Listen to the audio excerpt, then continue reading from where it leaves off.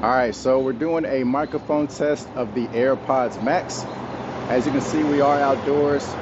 We do have some slight traffic in the background. Nothing too crazy, but just wanted to get an outdoor environment to see how well the microphones perform, how well they're able to cancel out background noise and things of that nature. So let me know what you think about the microphones down in the comments below. All right, so here we are in 2022. And the AirPods Max have been out for well over a year at this point. And I'm sure there's still plenty of people out there that have yet to experience these headphones, and you might want to know if they're worth picking up. So here in this video, I'm going to give you my pros as well as my cons, and ultimately tell you why I'm probably not going to be hanging on to these long term. So make sure you stick around for the full video so that you can make an informed decision for yourself. So basically, when these released back in December of 2020, I pretty much promised myself that I wasn't going to buy them. And it was mostly because of the price. Now at 550 bucks, it wasn't that I couldn't afford the headphones.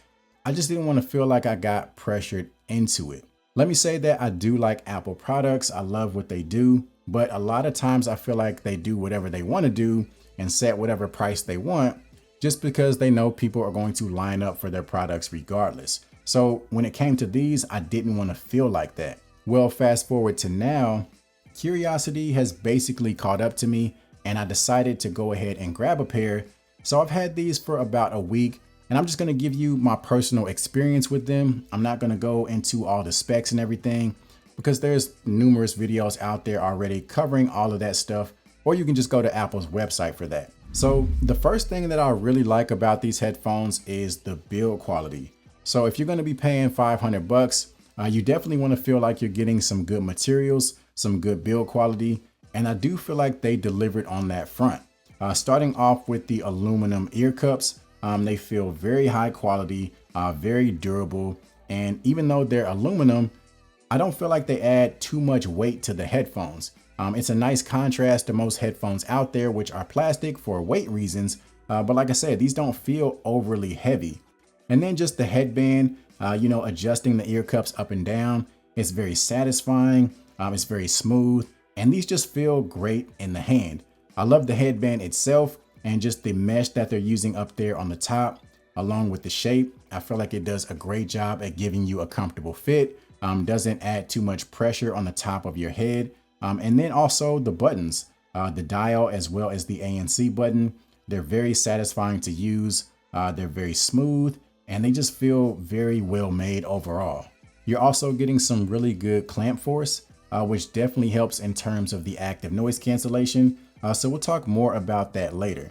And then when it comes to the cushions, I love the design that they came up with, making them magnetic for easy on and off access. And so that you can, swap them out for a different color if you like. So for 500 bucks, I feel like a really great design and build quality is the least that they could do. So let's go ahead and move on to the more important aspects, which is the active noise cancellation, the transparency mode, as well as the sound quality. So let's start off with the noise cancellation. The noise cancellation is very impressive. I had the chance to test it out in many different environments, and it cancels out a tremendous amount of noise. So if you do a lot of traveling, these will be excellent travel headphones for those long flights to give you that more comfortable cabin experience. Really cut down on that cabin noise, that jet engine noise, maybe help you get some sleep. So the active noise cancellation, like I said, very impressive, very high quality. And then you guys know what Apple does as far as transparency mode. They basically have had the best transparency mode out there for the past few years, starting off with the AirPods Pro and now these. I don't know what kind of sorcery they have to where they can get it to sound so natural. It doesn't sound processed. It doesn't sound digital. There's no echo. It literally sounds like you're not wearing anything on your ears. So let's go ahead and talk about the sound quality, which is another feature that really surprised me. You're getting some impressive bass response. The overall treble is very clean. You're getting some nice separation between the bass and the treble. And overall, there's really nothing to complain about the sound. They definitely sounded better than I expected them to. And then out of curiosity, I even went into my Amazon Music app like I often do and tinkered around with the EQ just to see how they would respond, and they actually performed very well. I was able to pull even more bass out of these, even more clarity, even more soundstage, if you will, and kind of get them to a point that worked the best for me. So overall, as far as sound quality, I don't regret my purchase. So for me, the pros come down to the design and the build quality, the top tier active noise cancellation and transparency mode, and the surprisingly good sound quality. So now let's go ahead and move over to the cons. So the first one, which you can probably guess, is going to be the case. All right. So if I'm making an investment as big as a pair of $500 headphones, I need something that's going to protect them more so than this, especially if I'm using these as travel headphones, in and out of airports, throwing these in and out of luggage in a backpack. This is not going to keep them as protected as I would like. Now, granted, there are aftermarket options that you can buy, but if I'm already spending $500 on the headphones, I don't feel like I should have to pay additional money just for a case to keep them protected. So that would be my first con. Now, even though I complimented the ear cushions and how they're magnetic and you can take them on and off easily and swap them out, they do have one downside, at least for me, and that's the fact that they're mesh. So I'm used to leather ear cushions coming from like the Sony WH lineup. I feel like those are much more comfortable, especially for longer wearing sessions compared to these mesh ear cushions. So for me, after about 10 minutes or so, I can feel the mesh up against my ears and it just doesn't feel normal. Like I said, it's probably because all my other headphones in the past had either leather or some sort of protein leather as far as the ear cushions. So this might just be a new feeling for me. But overall, I do feel like the comfort would be much better if they had leather ear cushions. And then on top of that, I feel like the magnets holding the ear cushions aren't quite strong enough.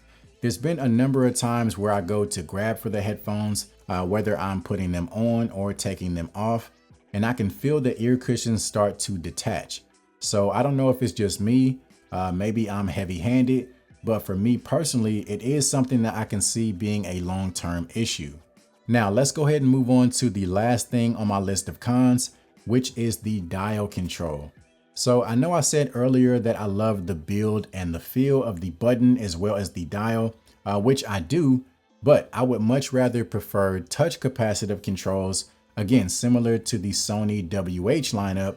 I just feel like those are much more natural, much more intuitive, and I feel like I'm able to make changes a lot faster that way. Now, this is something that I would willingly overlook if it was the only con that I could come up with, but combined with everything else, it just becomes too much, especially for this price point. At this price, I don't want to make any concessions. I want everything to be perfect just for me, and I don't feel like these quite do that. I think the main disconnect is coming with the ear cushions. Now, similar to the case, I'm sure there's other aftermarket ear cushions that I could check out.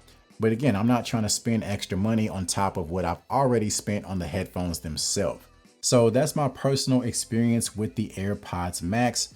I do think they're an excellent set of headphones. Like I said, I like them a lot more than I expected to. And honestly, if it wasn't for the ear cushions, I would probably hang on to these and use them for a very long time. So if you want to see how these stack up against the brand new Sony WH-1000XM5 headphones, make sure you subscribe because I do have that video on the way. And also, if you want to know the best sounding Bluetooth wireless earbuds at the moment, make sure you check out this video right here.